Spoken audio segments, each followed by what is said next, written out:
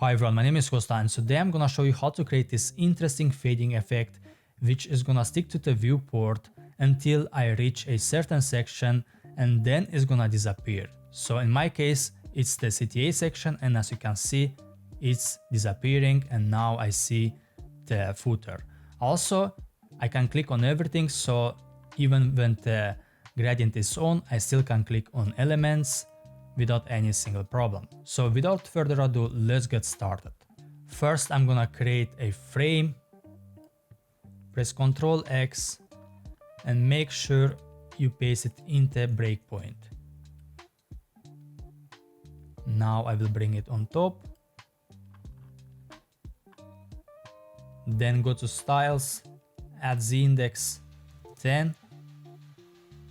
Then change the position from fixed to relative 100%.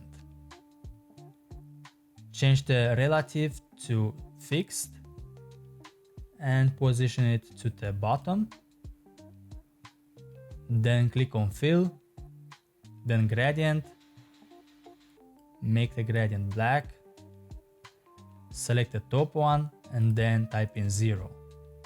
Now to make sure that we can click on the buttons, go to styles again, click on pointer events and make sure it's none. So if you want the gradient to hide when it reaches a certain section, click on effects, then scroll transform. And now let's make sure that we have a scroll section. So I will select the CTA section, go down and here it says scroll section. I will click one more time on it and you can call it whatever you want. In my case it says CTA.